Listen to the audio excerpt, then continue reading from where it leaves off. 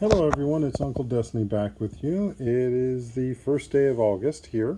I apologize, I'd hoped to get this out a little earlier. Unfortunately, the day job had kept me busy for quite a bit this last week or so, as well as some other commitments that I had promised to. So, gonna get this out to you now, and let's see what the rest of this month of August has for everyone. I want to remind you that this is a general reading talking about everything that's going on in the world. More specific stuff, that's something that has to be done on a more personal basis. So, again, this is a general reading showing the course of things going on in the world and for what the ancestors and spirits want us to know. So let's see what they have to say.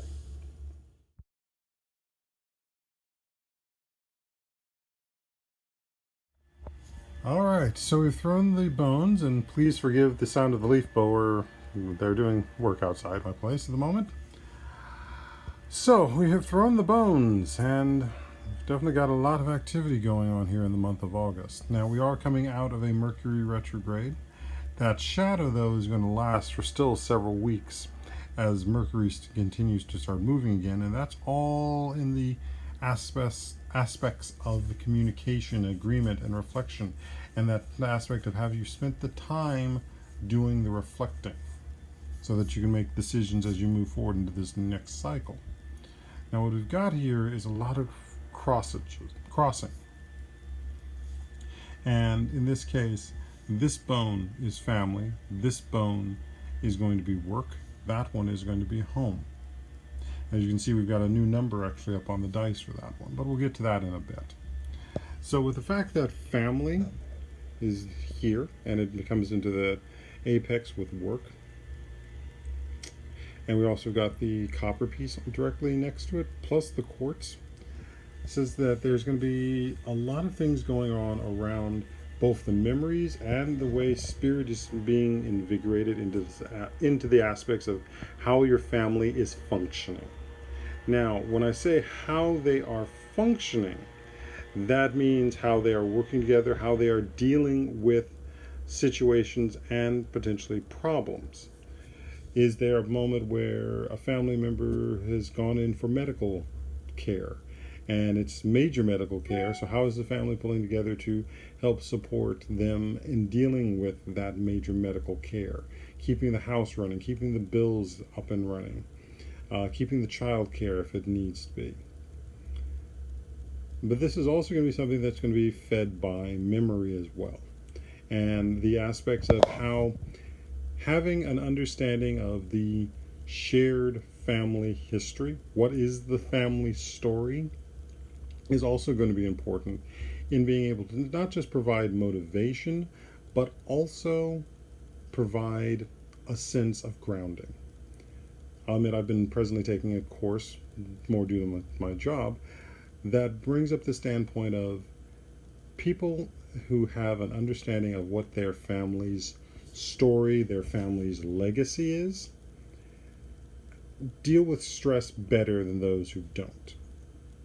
Now, that doesn't just mean that we tell the stories about how our ancestors survived slavery or dealt with the Underground Railroad or dealt with dealing with Jim Crow and so forth. This is, we're talking more specific. What is the narrative story about the family?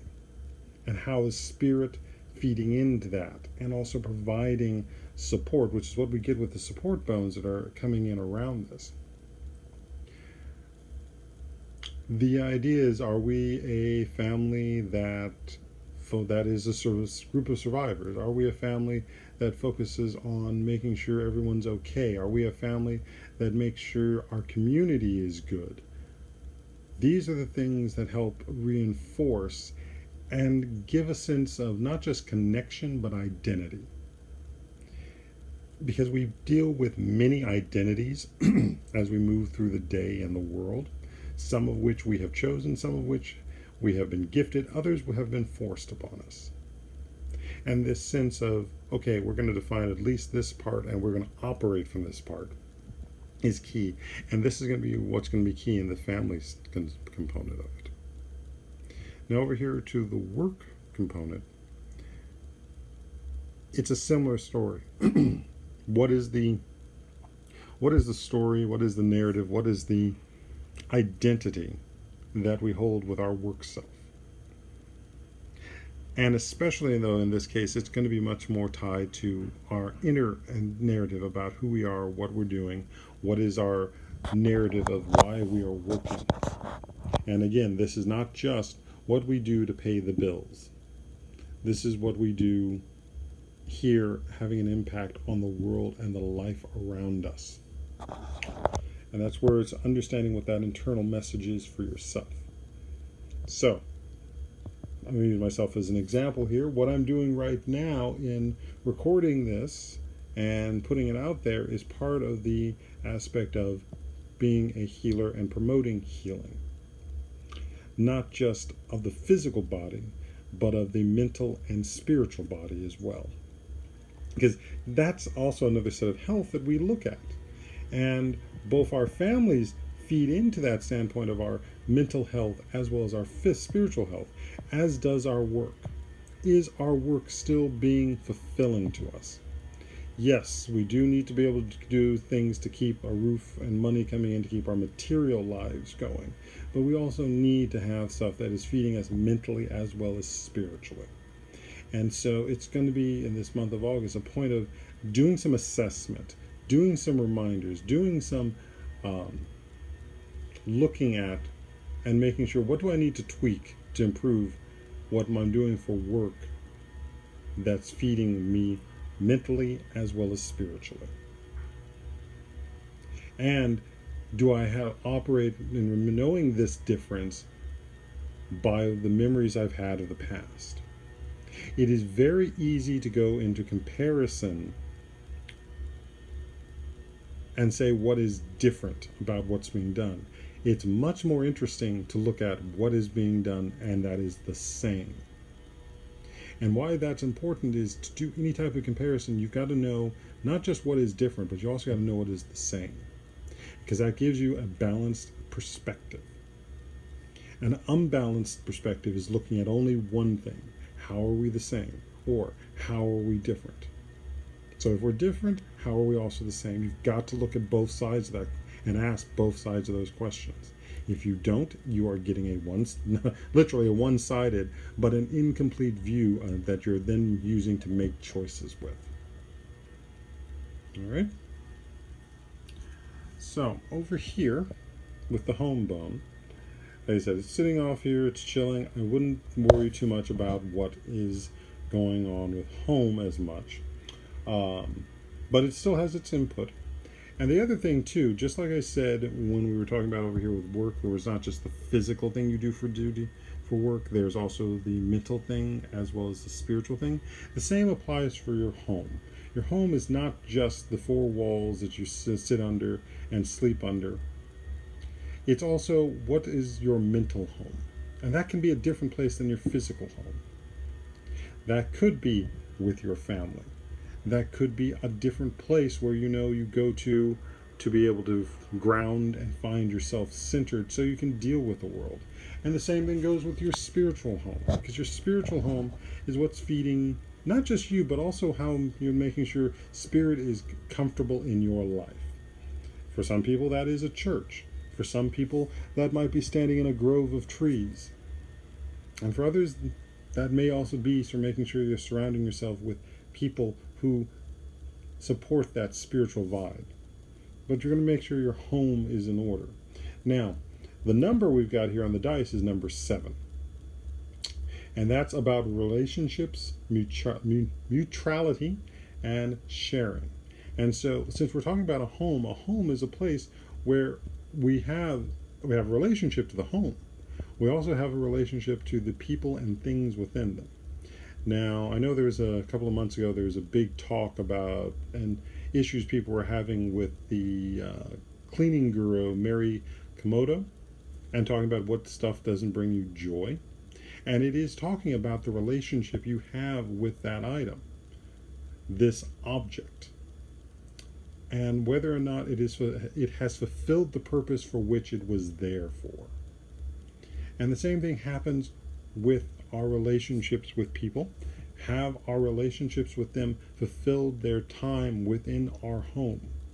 Have we mentally fulfilled the time we're supposed to spend in our home, and it's time to move and find a new one? It's the same thing goes with our spiritual connection with people. The aspect of thinking that, and there's probably an idea that has been put forward by certain factors of our society, that you get one place and you stay there forever, is not is it has its basis, but it also, we need the basis to be able to have flexibility. Because if you consider where in all of the societies that we lived in at one point were also migratory, that meant that those people had to have the ability to make multiple places home, to shift their perspective and see that this place has potential. That we honor the place we've been, but we're also honoring where we're going. So if we want to have a home that is great for relationships, great for mutuality, great for sharing, we've got to remember not just where we've been, but also where we're going. And I think that ties in also with the idea of what is the narrative of the family? What is the narrative of the work? What is the narrative you have for your home? Is it a place that we provide shelter to those in need? Is it a place that we provide resources to those in need? Is this a place where people come to survive? Is this a place that we come to build? And we provide that to those who are also seeking it. These are part of this sense of what we're dealing with right now, because there's a lot of things going on in this month, in this world, that are shifting. And there's a lot of people struggling with the idea of change. They don't want it. And yet change is not something that is about whether you want, and sometimes it's not even about the aspect of it you need. Change is going to happen because it is the essence that keeps the world moving. So I'm going to say that again. Change is the thing that keeps the world going. If it was standing still, if there was no change happening, then you have death. And death also is a power of change. But we don't want to have it on the massive scale that some people are both promoting and encouraging us to make the collective choice around that we just want to stop. So, embrace change, embrace motion, and let it take you where it's going to, because you will grow. And you will have new relationships that you are sharing, and you are there for mutual gain. So, that is what the spirits have to say for the month of August. This is UnkleDestiny. I wish you well. I hope you enjoy the rest of the summer, and I think for some of you, the end of winter. And we'll see each other again in September. Ashe.